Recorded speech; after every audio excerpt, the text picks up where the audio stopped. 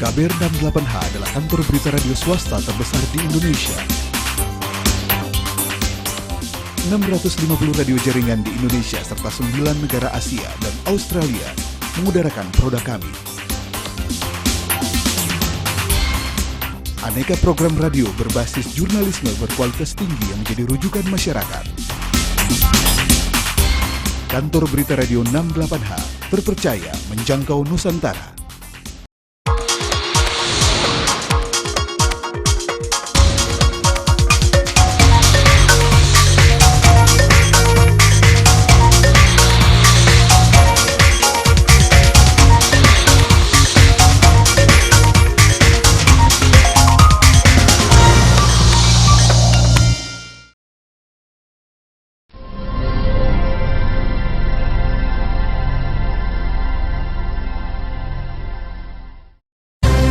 Pemirsa kompetisi, kita kembali dalam acara uang kita dengan topik yang berbeda dengan haji. Dengan dua narasumber yaitu Bapak Abdul Kepala Terakhir dan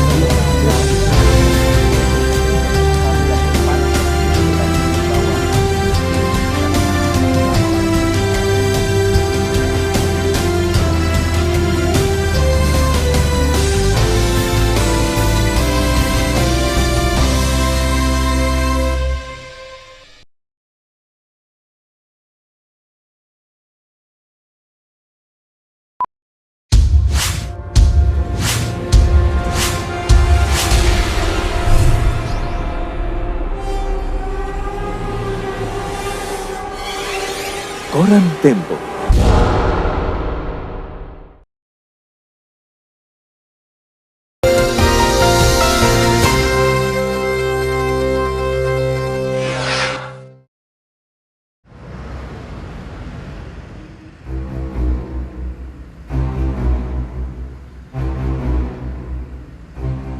Ada yang lenyap dan tidak bisa kembali ke Porong Sidoarjo.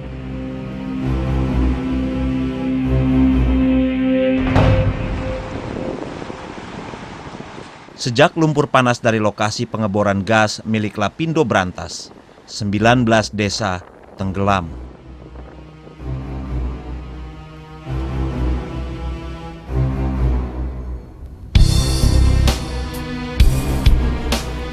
Semburan dimulai pada 29 Mei 2006. Titik lokasi awal berada di jarak 150 hingga 200 meter arah barat daya Sumur Banjar Panji. Pelakunya Lapindo Brantas, perusahaan milik keluarga Bakri.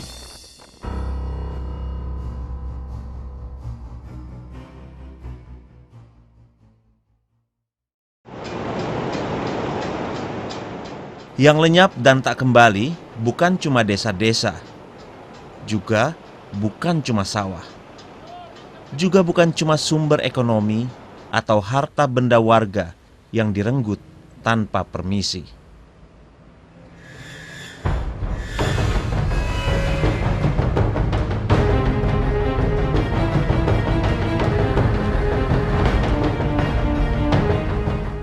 Yang lenyap dan tak kembali juga kesempatan hidup seperti sebelumnya.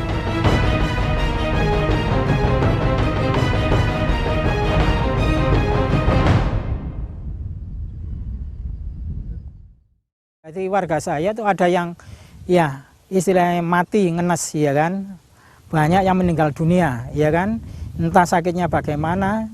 Sekarang ya banyak warga kita yang sudah meninggal dunia ya kan.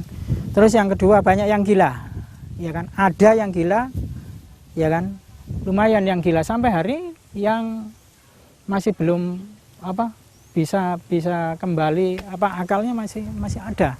Jadi dampaknya luar biasa dengan adanya Lapindo itu. Dibilang gak enak, emang gak enak, udah parah gitu.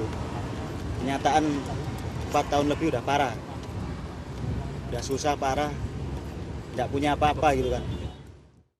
Banyak yang stres, bahkan banyak mati yang stres. Pertama, yang dua pelacuran bertambah, pengemis sama lihat sendiri di daerah wilayah Porong yang dulunya punya kepekerjaan baik tani atau ternak atau lain sebagainya, sekarang bisa sama lihat sendiri mengemis ya, ngamen jalanan itu sangat banyak sekali mas. bahkan pelacuran-pelacuran yang dari orang-orang korban lumpur itu banyak, Mas. Ini kalau nggak diselesaikan gimana, Mas? Banyak yang mati gantung, Mas. Bahkan ada yang mati gantung gitu.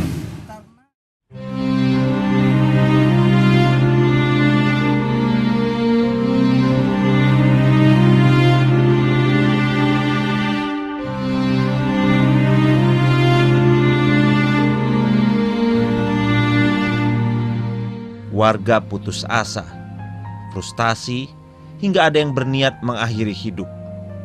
Mereka lelah mengharap janji-janji atas ganti rugi.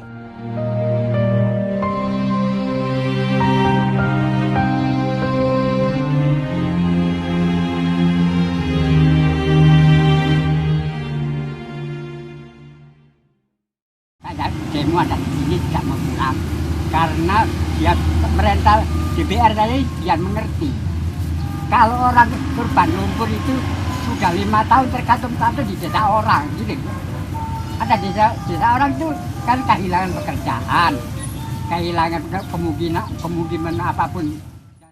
Kalau dulu timnas, sekarang ganti BPLS. Kalau nggak bisa menyelesaikan permasalahan, kalau apa? Yang dibuat untuk muruk, yang dibuat untuk biaya-biaya lain itu anggaran pemerintah, ya kan? APBN, pajak rakyat, ya itu sebetulnya secara cepat harus diselesaikan. Kalau nggak bisa menyelesaikan, mengapa? Lebih baik dibubarkan aja. Saya setuju sekali itu kan.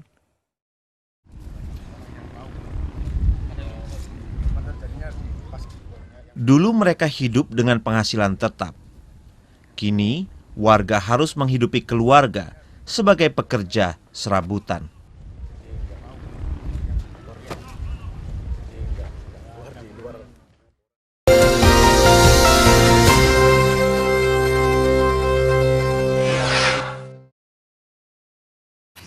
KBR 68H adalah kantor berita radio swasta terbesar di Indonesia.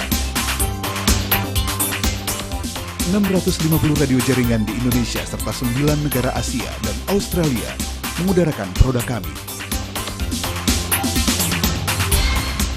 Aneka program radio berbasis jurnalisme berkualitas tinggi yang menjadi rujukan masyarakat. Kantor berita radio 68H terpercaya menjangkau Nusantara.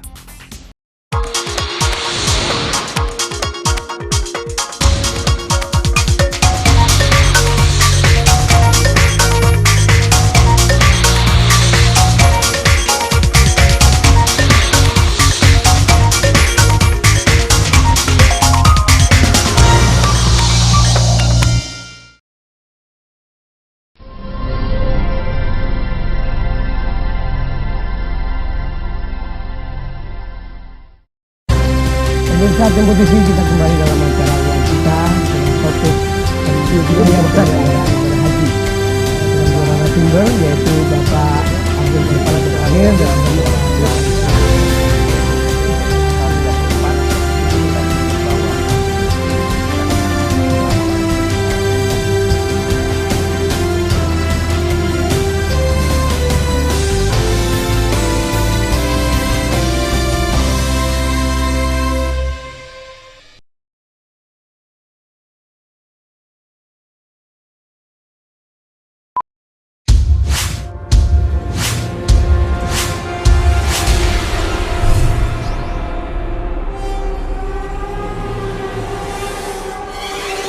Koran Tempo.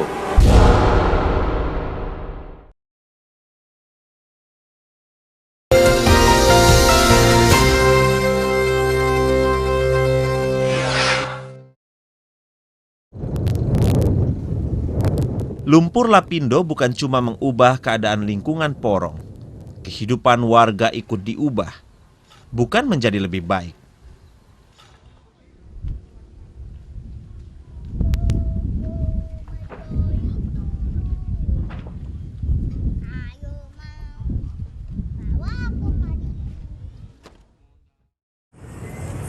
Nama saya Ibu Harwati, usia saya 35 tahun.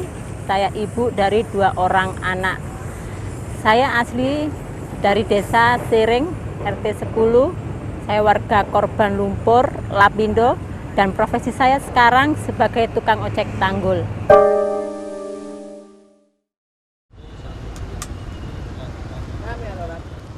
Harwati, warga Siring yang rumahnya tenggelam akibat semburan lumpur lapindo, belum mendapatkan utuh ganti rugi ini.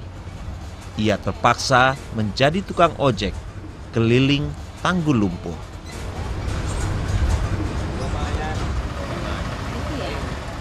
Harwati adalah salah satu dari 4 perempuan yang setiap hari mengais rupiah di atas tanggul. Ia mengantar orang yang ingin melihat dahsyatnya semburan lumpur panas lapindo. Tamunya gimana? Tamunya dilebar semua tamunya. Saya sendiri kan seorang perempuan ya Mas.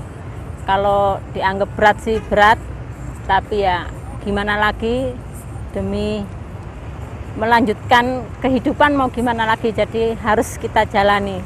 Walaupun dengan terpaksa itu. Di sini nih kan mempertaruhkan apa? Perut. Untuk perut, Mas. Kita sampai berjemur, hujan kehujanan, panas kepanasan, hanya apa? Untuk perut. Dan untuk keluarga kita yang di rumah nunggu. Dapat uang apa enggak? Ayah yang kerja di atas tanggul atau ibu yang kerja di atas tanggul. Tapi mereka nggak tahu, ibu atau ayahnya di sini kepanasan, kehujanan nggak tahu.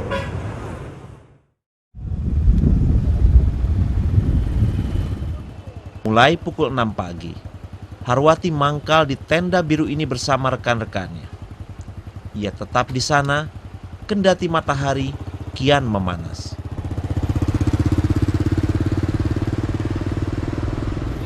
Dalam satu hari kita penghasilan bakar per hari Ya nggak tentu Mas, sekarang kan tamu udah mulai berkurang. Kadang kalau lagi rame 50 dapat, kalau lagi sepi ya 5.000, 10.000 bisa bawa pulang. Ya dibuat enjoy aja Mas. Kalau kita terlalu memikirkan beban kehidupan kita, ya gimana, nggak bisa maju nanti kalau kita memikirkan dengan kondisi yang kayak gini. Karena sampai beberapa tahun ini kan nggak selesai Mas. Ya capek Mas, karena kita misalnya nggak ngojek aja kena panas sehari di sini udah lemes badan. Harwati menanggung hidup 2 anaknya, juga 2 adiknya dan kedua orang tuanya. Suaminya bernama Muhtadi, meninggal 2 tahun silam. Gas lumpur merusak paru-parunya. Saya nggak bermimpi ya jadi tukang ojek di atas tanggul segini tingginya dan panas sekali. Itu dikarenakan saya terpaksa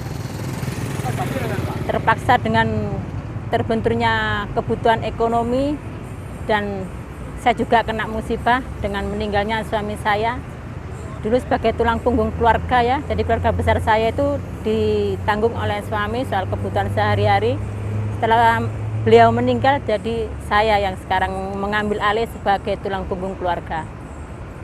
Ya demi menghidupi 2 orang anak yang masih kecil umur 3,5 tahun, yang besar sekarang kelas 6 SD, dan kedua orang tua saya, ada adik saya sendiri juga masih kelas 1 SMP.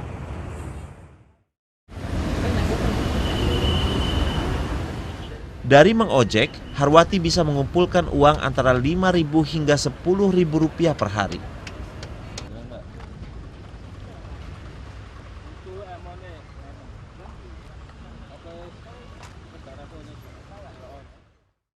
Buat beli beras saja kurang, buat anak sekolah, sangunya besok ya terpaksa ngutang ke tetangga dengan janji nanti pulang kerja dikasih. Itu pun kita nggak tahu dapat apa enggak hari ini. Yang ironisnya, apabila pengunjung sepi, terpaksa Harwati pulang tanpa membawa rupiah. Seakan-akan itu kayak mau nangis Mas. Di rumah 2 orang anak menunggu dari rezeki ibunya, tapi ternyata di sini ibunya nggak dapat uang sama sekali. Jadi kalau pulang nggak bawa uang, kayaknya runtuh Mas langit ini. Anak ibu baru pulang, nyampe pintu, ibu minta uang buat beli jajan, tapi ibunya pulang nggak bawa uang sama sekali. Sedih Mas, tapi kalau lagi bawa uang, senang bisa mencukupi permintaan anak, permintaan misalnya beli jajan atau beli es, bisa kebeli walaupun dengan harga 1.000 rupiah. Tapi kalau nggak dapat, apa yang saya kasihkan? hanya janji, ya besok kalau ibu lagi dapat rezeki lebih gitu di luar. Kalau saya nggak kerja, apa yang dimakan orang-orang di rumah saya?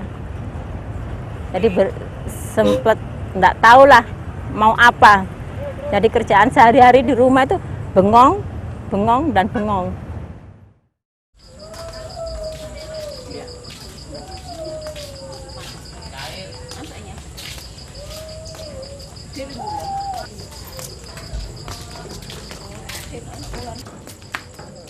Assalamualaikum.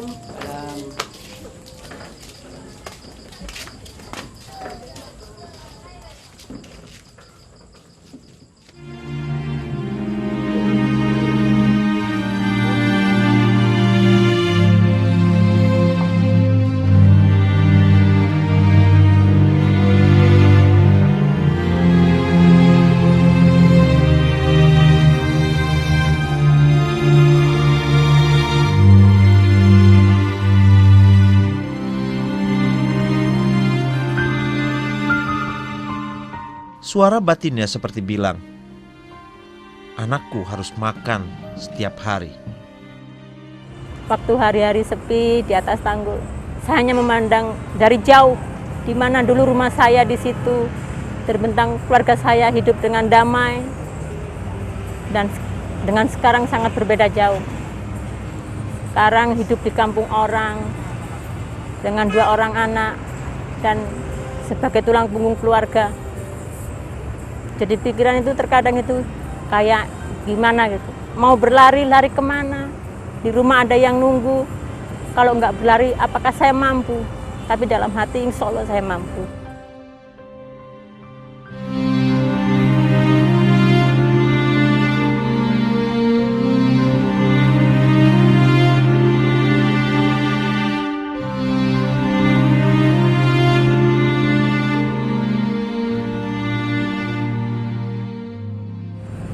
Kalau nggak sabar ya stres, Mas.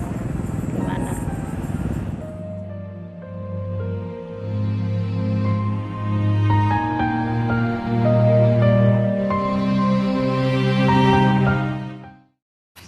KBR 68H adalah kantor berita radio swasta terbesar di Indonesia. 650 radio jaringan di Indonesia serta 9 negara Asia dan Australia mengudarakan produk kami. Aneka program radio berbasis jurnalisme berkualitas tinggi yang menjadi rujukan masyarakat. Kantor Berita Radio 68H, terpercaya menjangkau Nusantara.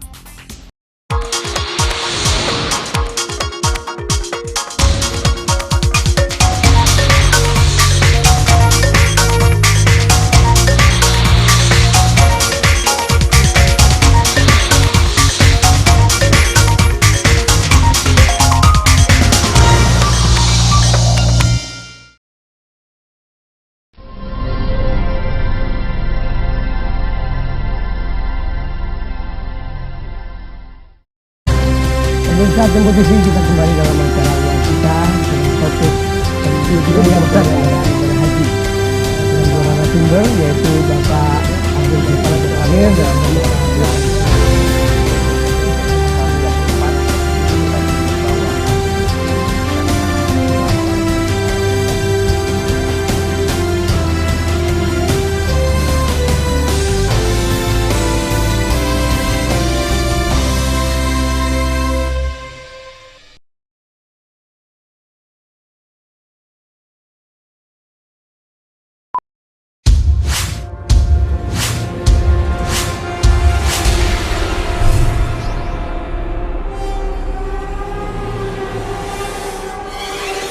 Koran Tempo.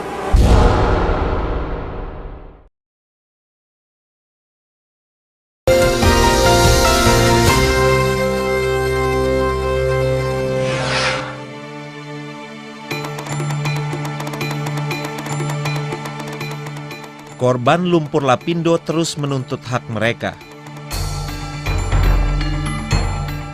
Mereka emosi. Siapa yang tidak? Rumah, sawah, dan bangunan milik warga habis digulung lumpur lapindo. Dan Minarak Lapindo pun terkesan lepas tangan. Padahal peraturan Presiden nomor 14 tahun 2007 telah dikeluarkan. Yang sudah diverifikasi, sudah muncul BA. BA itu berita acara pembayar, tinggal membayar itu 25 miliar 596 M, termasuk tanah saya yang belum dibayar juga di Gedung Benda itu tinggal adalah kira-kira 3.000 lebih. Kira-kira kalau kita hitung lebih kurang adalah 30 M yang belum dibayar oleh PT Minara.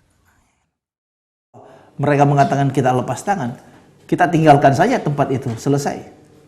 Kita nyatakan saja perusahaan ini bangkrut, selesai.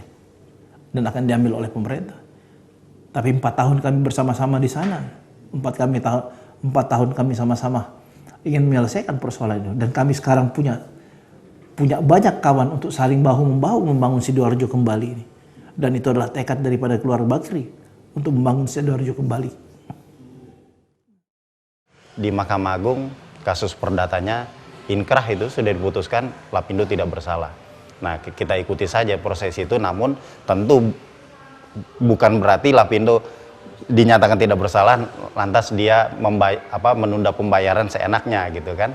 Karena ini prosesnya jual beli, kami minta mereka juga pakai hati nurani lah, melakukan pembayaran tepat waktu.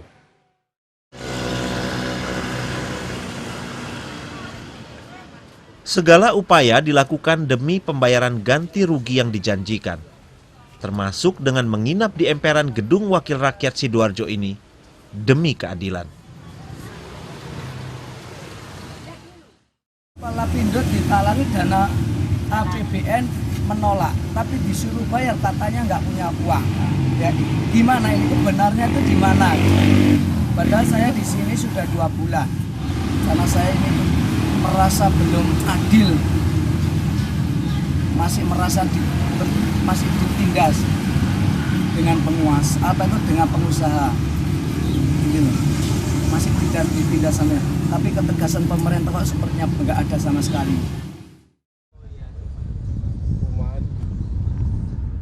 Tapi minarak Lapindo bergeming. Warga pun menilai Lapindo dan Wakil Rakyat tidak punya nurani. Sebenarnya saya pengen sekali, Mas, pengen protes ya sama yang punya Lapindo ini. Saya hanya bertanya sama beliau, misalnya keluarga dia yang direnggut kayak saya, gimana jawaban dia? Hanya itu aja saya pengen tanya, gimana?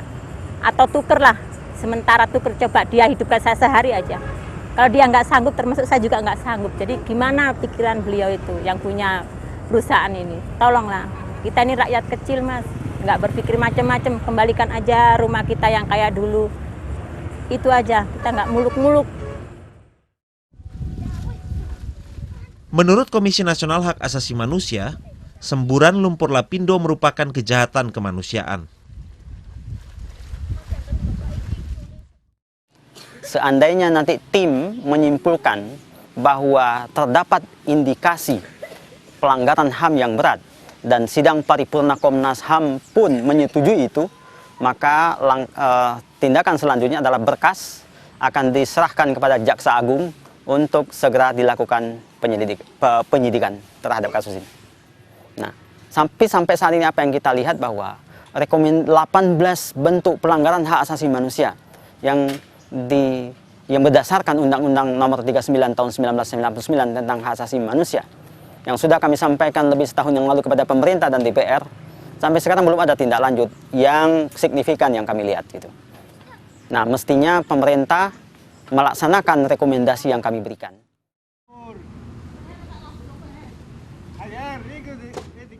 Komnas HAM meminta agar Lapindo yang dimiliki keluarga Bakri segera memberikan ganti rugi seluruhnya, serta memulihkan dampak sosial masyarakat.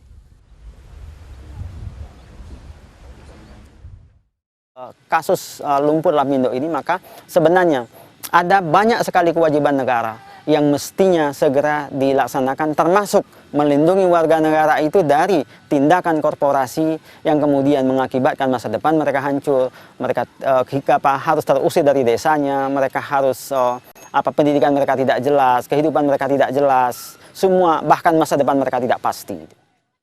Dan 7 triliun dana kita sudah keluarkan. Bagaimana kalau dana itu sebetulnya kita bisa manfaatkan kepada pekerjaan yang lain. Tetapi itu yang selalu disampaikan oleh keluarga Bakri bahwa apa yang mereka lakukan terhadap masalah sosial ini adalah sebuah kepedulian kepada tetangga, kan begitu. Itulah yang terjadi dalam proses sebenarnya.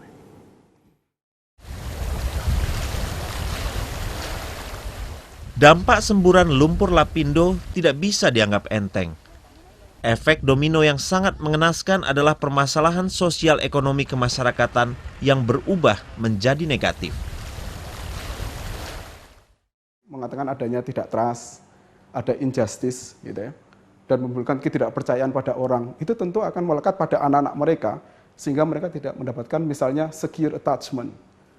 Itu kelekatan yang aman gitu kan ya dari orang tua mereka, karena orang tuanya juga merasa tidak aman seperti itu. Nah, coba bayangkan berapa ribu atau berpuluh ribu anak yang mengalami hal seperti ini, dan bisa nanti diprediksi ke depannya kalau itu tidak segera ditangani akan muncul beberapa macam perilaku devian, bisa juvenile delinquents dan lain sebagainya. Itu hanya salah satu efek dari anak gitu kan ya. Belum nanti yang saat ini terjadi dan kedepannya seperti apa ketika orang tidak tahan dengan ketidakpastian dan juga tidak tahan untuk menghadapi kecemasan atas lingkungan mereka. Ketidakjelasan penyelesaian lumpur lapindo menjadi penyebab hancurnya sendi-sendi kehidupan para korban. Iya, bagi lapindo mungkin harus disadari yang dihadapi ini kan manusia yang mengalami proses marginalisasi. Tidak hanya secara fisik tapi juga secara sosial dan psikologis. Orang yang terdepa, orang yang tiba-tiba tercerabut dari akar budayanya. Nah, memahami mereka tidak akan bisa dilakukan tanpa empati, tanpa rasa yang betul-betul bersimpati kepada mereka ya. Karena ini kan bukan sekedar kalkulasi ekonomik ya.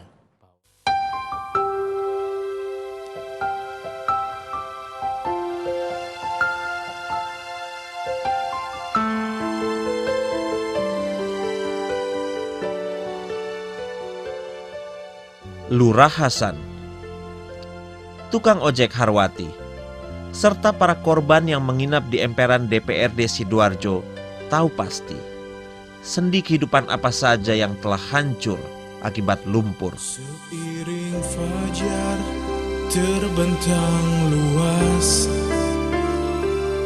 seluruh makhluk bumi menyambutnya.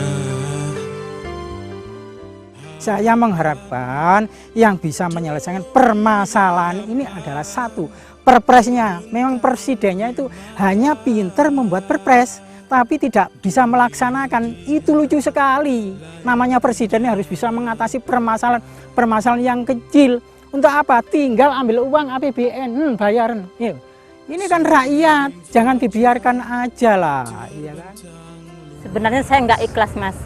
Saya dulu hidup aman di kampung sendiri, tapi setelah kejadian lumpur ini seakan-akan kebahagiaan saya itu diambil tanpa permisi dan tanpa tanya ke saya, langsung diambil kayak gitu aja.